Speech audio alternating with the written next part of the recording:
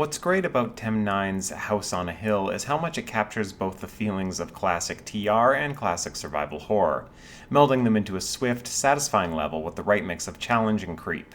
It's got a few scares, but for those who typically avoid horror-themed levels due to nerves, rest assured adventure comes before fright.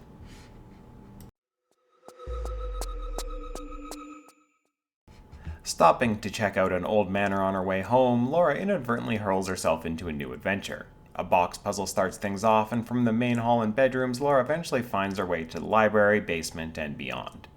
While the game is peppered with jump scare sound cues and blind corners, what causes the greatest unease is just how deep the house goes.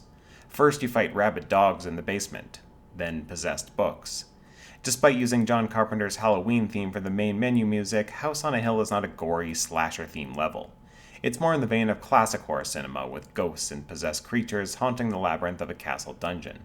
Each room and wing of the manor has its own theme and challenge, making the adventure a constantly surprising and brisk one. There is some backtracking, but for the most part each wing operates on its own set of puzzles or challenges, making it easy to move forward. The action sequences and platforming are particularly well done, incorporating twists like flaming poles and an explosion escape sequence a la Angel of Darkness. Though I did get stuck on a couple of areas, the hunt never stumped me for long, nor was the solution anything so bleak as to warrant criticism.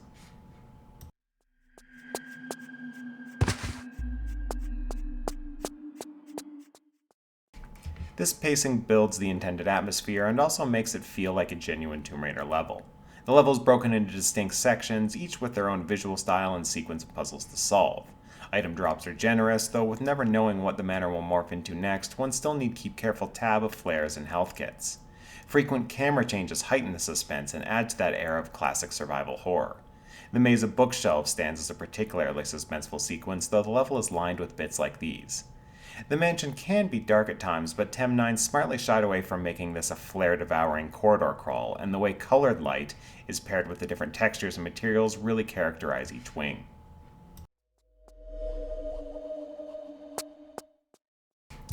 Laura's character model looks great, as do the reskinned enemies, the dolls in particular.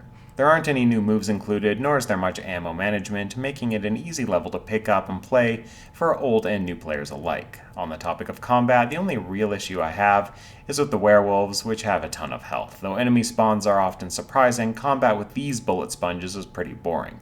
That said, you can avoid combat on several occasions, which is a nice addition. The only major issue I had with House on a Hill was the ending cinematic crashing the game. That small issue aside, House on a Hill is an immersive and accessible level that offers just the right amount of scares and challenge. It won't take you long to finish, but the hour or so you spend finding out why B&E is in fact a crime will be one you won't soon forget.